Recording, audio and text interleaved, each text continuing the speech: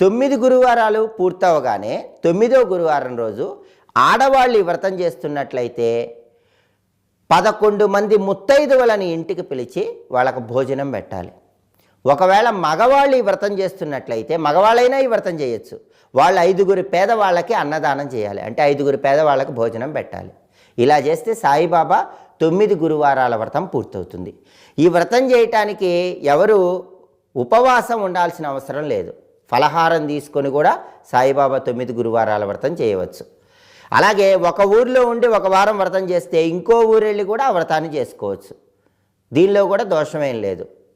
ఇలా 9 గురువారాల వ్రతం చేయండి.